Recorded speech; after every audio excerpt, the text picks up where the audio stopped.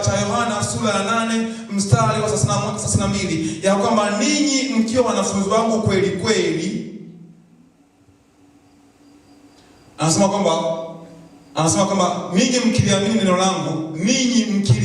neno langu mmekuwa wanafunzi wangu kweli kweli, nanyi mtaifahamu kweli.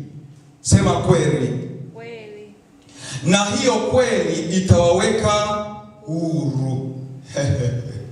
Bwana Yesu asifiwe. Amen.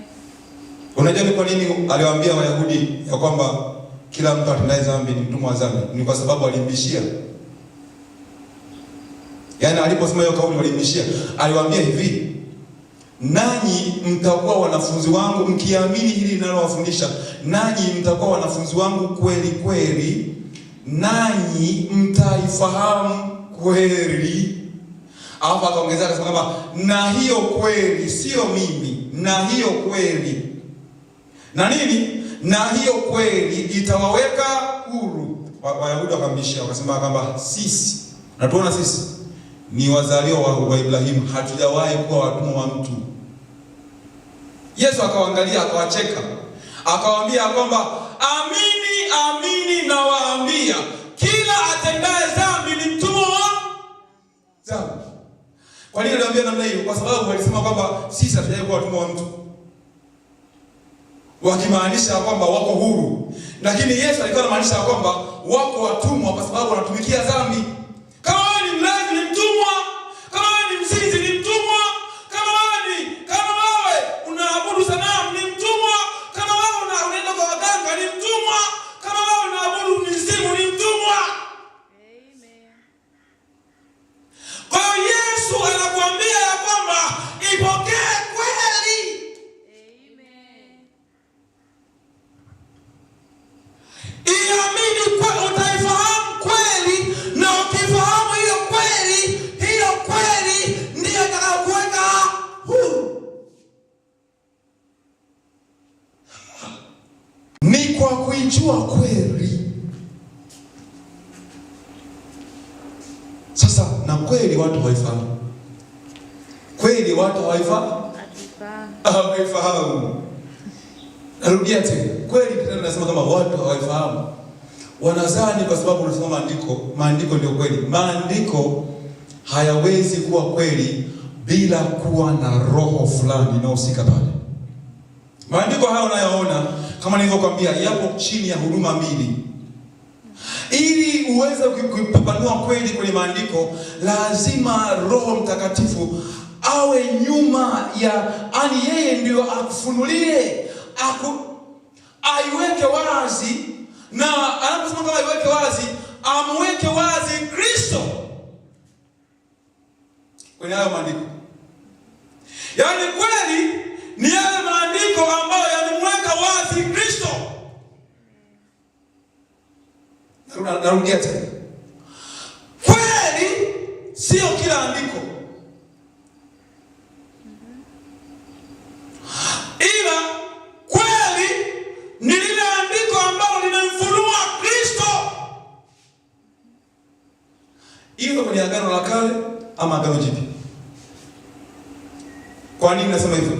Kwa sababu Agano la Kale ni Kristo aliyefichwa. Kuna mtu anaelewa?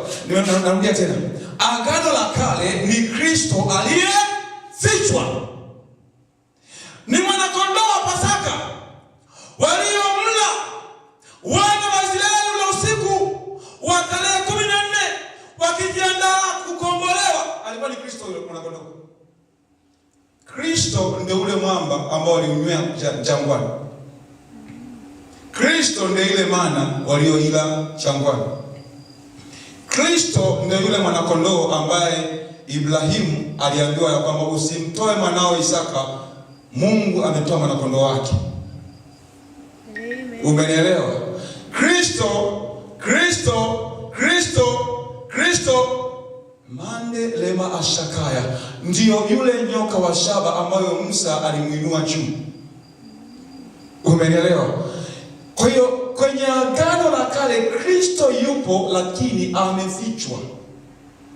Yaani amewekwa kwenye mafumbo. Umenielewa? Amen. Kuna mtu anaelewa?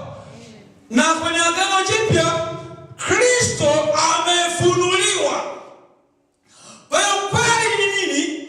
Kweli ni hii ya kwamba ni pale unapomwangalia Kristo aliyefichwa katika Agano la Kale, ukamfunua katika uhalisia wake katika Agano Jipya.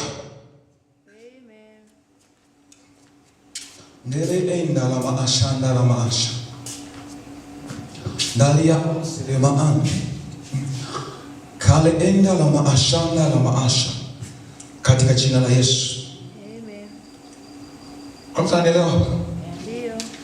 Kwa tunaposema ya kwamba unapaswa ujengwe na huyu mjenzi ambaye ni Kristo Yesu, tunamaanisha ya kwamba unatakiwa ukae katika kweli. Katika kweli na nini? Na katika neema. Katika kweli na katika nini? Na katika neema. Kuna vitu viwili. Yaani ni kwamba unapokuwa unayaangalia maandiko umuone Kristo. Kama nilivyosema ya kwamba katika Agano la Kale Kristo amefanya nini? Amefichwa. Umeelewa? Amen. Yaani kufichwa maana nini? Ni kivuli. Yaani ni kivuli kimefunikwa, si ndio? Kimefunikwa. Kimefichwa, kiko gizani. Bwana Yesu asifiwe. Na unaposema kivuli cha mtu, unamaanisha nini? Inamaanisha kwamba sio uhalisia. Bwana Yesu asifiwe. Amen. Hivyo unafahamu kwenye lugha ya Kiyunani neno ambalo limeandikwa pale kweli maana yake ni uhalisia. Yaani uhalisia maana yake nini? Yaani ikiwa kuna kivuli ya mtu, basi ule uhalisia wake ndio hilo kweli. Yaani ukitaka uchambue kweli vizuri, unatakiwa uwe na ufahamu ya kwamba kuna mfano wake na kuna uhalisia wake.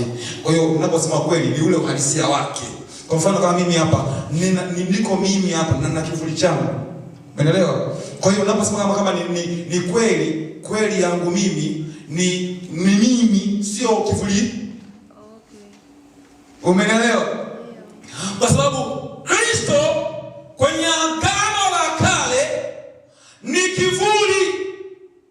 Yaani unapoangalia kwenye Agano la Kale, unaangalia ile Pasaka, tunaangalia yule nyoka ambaye washaba ambaye tulimtundika, tunamwangalia Kristo kwenye kivuli.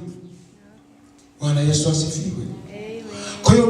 Kwa hiyo kile ambacho unapaswa ukifahamu ili kikuweke huru ni ule uhalisia.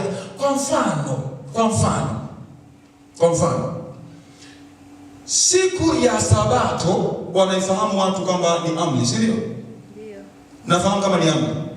Lakini uhalisia wake, unajua ile Agano la Kale, uhalisia wake katika Agano Jipya ni Kristo ambaye ni pumziko letu.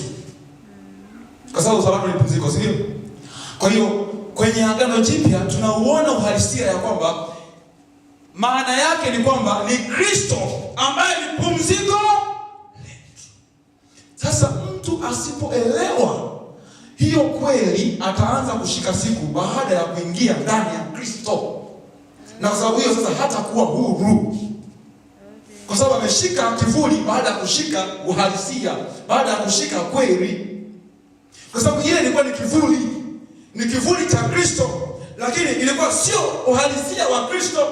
Na uhalisia wa Kristo ni kwamba yeye amekuja kutupumzisha na kila aina ya laana, kila aina ya kile ambacho nilisema na kwanza, nikasema ya kwamba kula kwa jasho na kuzaa kwa uchungu hakukuwepo Edeni. Umeelewa? Kwa hiyo Kristo alipokuja, amekuja kutupumzisha kwenye hiyo hali ya kula kwa jasho. Kwa tunaingia kwenye raha yake, tunaingia kwenye pumziko lake. Ndiyo maana ya kwamba mara ya kwanza Mungu alitoa amri ya siku ya saba apumzike, ili iwe mfano wa yeye atakaye